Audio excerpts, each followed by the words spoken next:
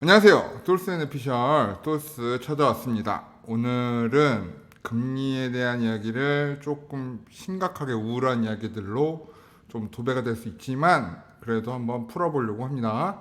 자, 돌스의 이야기 한번 보시죠.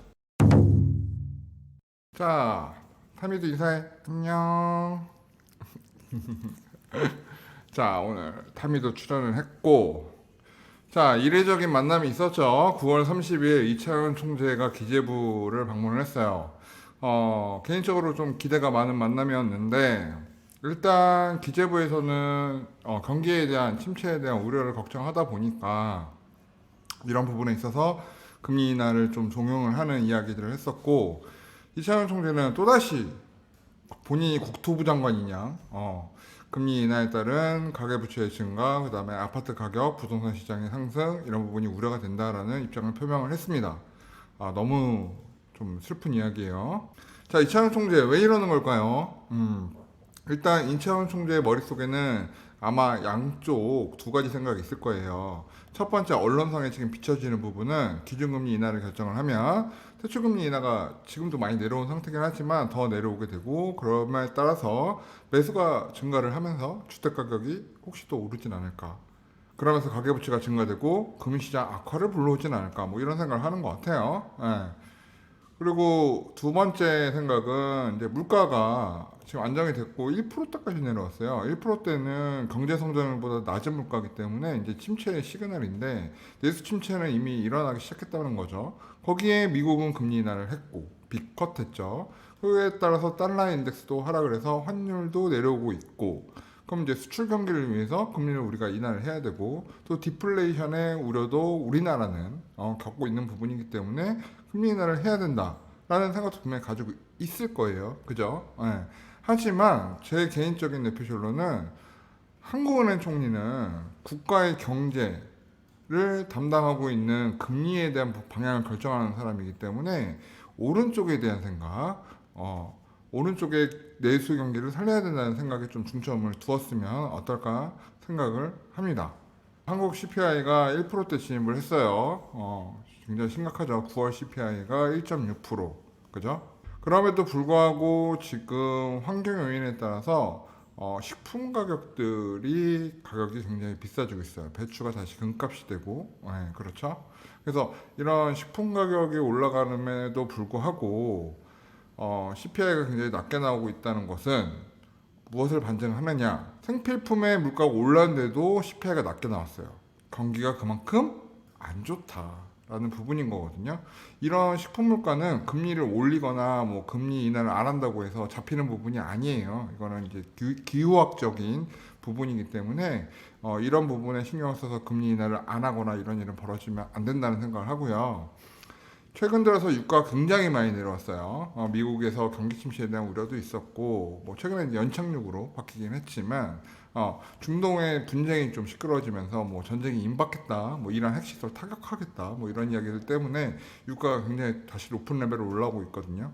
이럼에 따라서 우리나라 같은 경우는 유가 레벨의 CPI가 굉장히 물가가 요동을 치기 때문에 아마 10월달 물가는 좀 높게 나올 수 있어요. 근데 그게 경기 회복이 아니라 오히려 침체되어 있는데 유가가 올라버리면 경기는 더 안 좋아질 수 있거든요. 그래서 지금 이제부터는 한국은 물가가 오른다 내린다를 떠나서 지금 금리를 빨리 인하해야 되는 상황이 벌어지고 있습니다. 사실 이런 중동 분쟁에 있어서는 이제 음모론도 좀 나오고 있는데요. 사실 유가가 오르면 좋은 나라가 있죠. 첫 번째가 미국, 그죠? 네, 두 번째가 사우디아라비아, 그죠? 그리고 러시아도 좋죠. 그래서 산유국들은 굉장히 사실 유가 레벨이 높아지면 이익이 크게 나요. 그래서 지금 미국 같은 경우는 지금 석유 수출량이 계속 늘어나고 있기 때문에 이런 부분에 있어서 중동 전쟁에 대해서 뭐 핵시설을 공격해야 된다 이런 분위기를 오히려 더 만드는 게 또 그런 이슈가 아닌가 생각을 하거든요. 근데 이제 내피셜로 제가 생각했을 때는 중동 분쟁 이미 시작된 지 몇 개월 됐잖아요. 그래서 큰 전쟁으로 번지거나 그럴 것 같지는 않습니다. 그래서 유가 레벨은 잠시 올라와 있는 거고, 이제 좀 다시 안정되는 시기점은 올해 겨울 되면서 다가오지 않을까 생각하는데 난방류에 대한 어떤 소비 증가가 있기 때문에 올겨울 유가 레벨이 아주 낮은 레벨로 유지되기는 좀 어렵지 않을까 또 그런 생각도 해봅니다. 이렇게 내수경기 침체가 우려가 되고 있고 식품, 농수산물 가격이 오르고 있고 또 유가 레벨도 올겨울 좀 쉽지 않을 것 같다는 좀 그런 상태에서 경기는 분명 지금 어렵습니다. 네. 지금 보게 되면 동행지수 순환 변동치 보게 되면 굉장히 급격하게 레벨 다운이 되고 있고요. 소비자 물가 지수도 굉장히 급격하게 레벨 다운이 되고 있어요. 네. 근데 기준금리만 버티고 있다는 거죠. 이거를 뭐 부동산 가격 때문에 계속 저렇게 내버려 둔다는 거는 굉장히 위험한 발상이라는 생각입니다. 그래서 이번에 10월 11일 날 기준금리 결정 있죠. 그래서 한국은행 총리가 사실은 벌써 내렸어야 돼요. 벌써 내렸어야 되는데 과감한 금리 인하 결정이 꼭 필요한 순간이라는 생각이 들고요. B급까지는 어렵겠지만 0.25 레벨 정도는 내려서 어느 정도 환율이라든가 수출 산업, 내수 경기 부양 이런 부분에 있어서 좀 기여를 해야 되는 타이밍이고 긴축이 종료됐다. 라는 시그널을 시장에 명확히 줘야 될 필요가 있는 타이밍입니다. 그래야 좀 돈이 좀 풀리죠. 자, 내수 경기 어려움의 원인이 뭘까? 자, 수출 경기는 굉장히 좋게 나오고 있어요. 근데 문제는 뭐냐면 수출 경기에 낙수 효과가 오는 데는 1년에서 1년 반 정도 걸린단 말이죠. 그래서 내년 가을 혹은 내후년 봄 정도 돼야 이 낙수 효과가 퍼져서 내수에도 도움이 되는데 그때까지 내수가 버틸 수 있겠느냐라는 이슈인 거예요. 그래서 수출이 좋다고 바로 내수가 좋아지는 게 아니기 때문에 그래서 그런 시간 단차를 생각하면 한 1년 반 정도의 시간적 고려를 해서 금리 인하를 빨리 해야 되는 부분이라고 좀 보여지고요. 일단은 2년 동안 물가가 높았잖아요. 그래서 소비 심리가 굉장히 저하되어 있어요. 그래서 또 이자에 대한 부담도 굉장히 크고 그건 자영업뿐만 아니라 기업, 자영업, 가게 모두 다 마찬가지입니다. 그래서 요즘에 카드론도 굉장히 심각한데 소비 심리가 굉장히 저하되어 있다는 거예요. 그래서 금리를 내려줘야 이자에 대한 부담률이 좀 내려가서 좀 소비가 조금 활성화될 수 있는 부분이 있고 긴축이 끝났다는 시그널을 좀 줘야 되는 부분이라고 생각이 듭니다. 수출 상황을 보게 되면 9월에도 반도체는 9월 수출액 7% 증가를 했죠. 최근 삼성전자 주가 굉장히 안 좋은데 이는 단순 실적에 의한 주가 하락이라고 보이진 않고요. 좀 한국에 대한 좀 코스피에 대한 불신 이런 부분들이 굉장히 외국인들이 크게 작용하고 있다라고 보시는 게 좋을 것 같고요. 그 다음에 자영업 폐업이 굉장히 크게 일어나고 있어요. 물론 뭐 적자 생존 사업이기 때문에 잘 되는 데는 잘 되죠. 근데 또 전략을 잘못 쓰는 자영업자들 이런 경우에는 굉장히 어려움을 좀 갖고 있어요. 그래서 폐업이 굉장히 심각한데 이런 부분들을 개선하기 위해서는 수출이 낙수를 오기까지 그 시간 내에 빨리 금리 인하를 해서 경기를 좀 부양해야 되는 대한민국의 상황이라는 걸 여실히 보여주고 있습니다.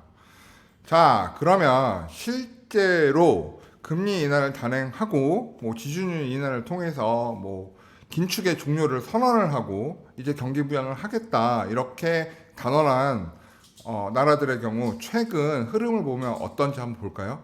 자, 최근 들어서 미국 보시면 이제 비컷을 했죠. 비컷을 하고 났더니 그 뭐 비컷의 영향인지는 확증할 수는 없겠지만 일단은 일자리 자체도 깜짝 증가를 했죠. 한 달 만에 일자리 증가도 크게 일어나고 실업률도 굉장히 안정적으로 관리가 되고 있는 게 바로 미국입니다. 결국에는 긴축의 종료, 기준금리 인하를 결정했어요. 자, 이제 미국 경기는 연착륙으로 가는 분위기입니다.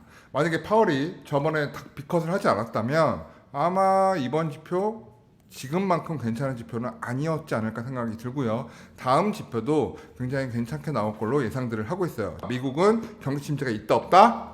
없다. 자, 다음 FOMC에서 비컷은 없겠지만 0.25 레벨을 또 낮추는 부분은 거의 명확하기 때문에 아마 미국은 연착륙에 아마 안착하는 분위기고요. 중국 있잖아요. 상해 종합 최근 들어 중국 주식 어때요? 미쳤죠. 와 미쳤다. 로켓 쭉 쏘아 올리고 있어요. 자, 원인이 뭐죠? 금리 인하 효과가 크게 나올 수 있는 지준율을 크게 인하를 하고 지준율만 인하한 게 아니라 대출을 쫙 풀어주겠다는 거예요. 대출을 쫙 풀어주는 것뿐만 아니라 아마 우리나라 돈으로 한 2천조 원, 2천조 원, 2천조 원이면 세계 금융위기가 왔던 2008년 서브프라임 모기지론 있잖아요. 그때 중국도 힘들었는데 그때 중국이 긴급으로 시장에 풀어버린 돈이 아마 200조 원 레벨링일 거예요. 그래서 190조에서 220조 그 사이 정도를 경제 위기가 왔을 때 시장에 풀면서 지준율을 확 인하했거든요.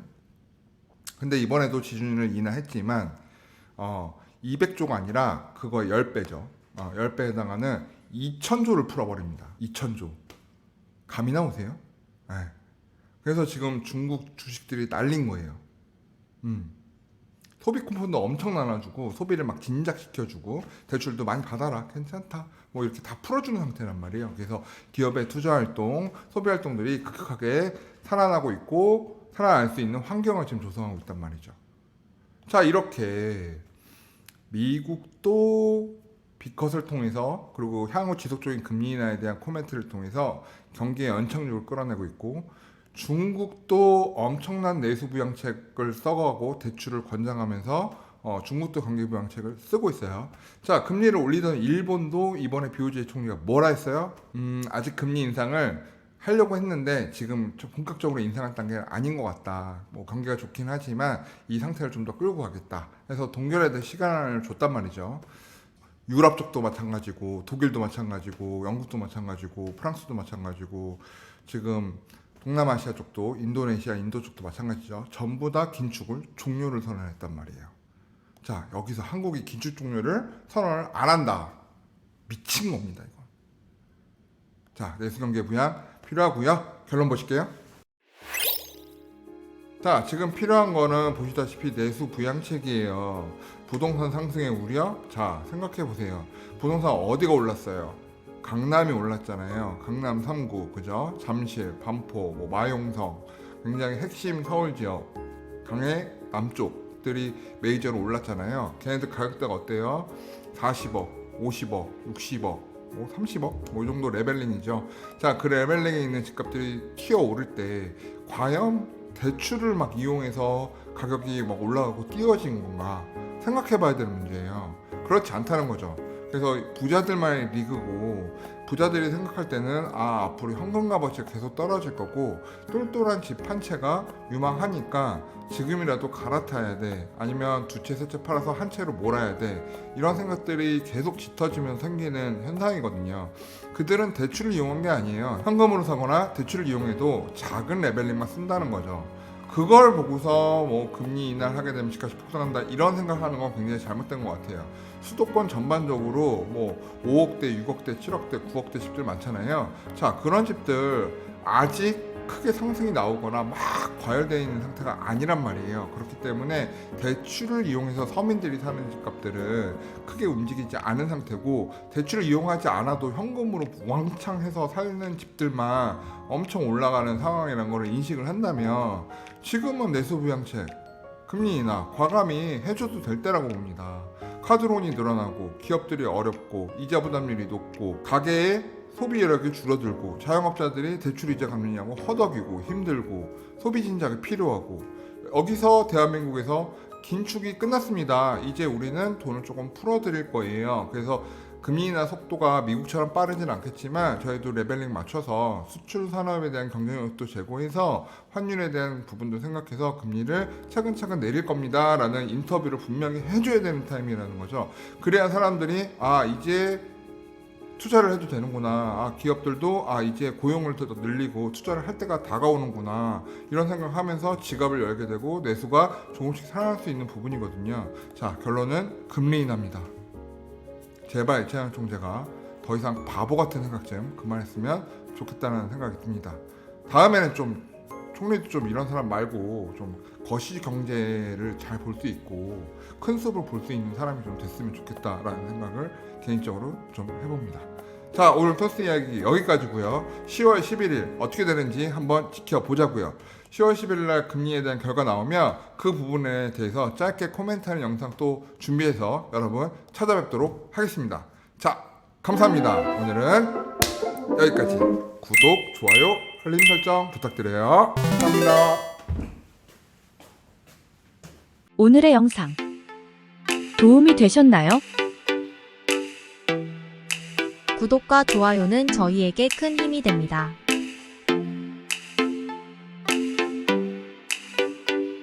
오래오래 우리 함께해요.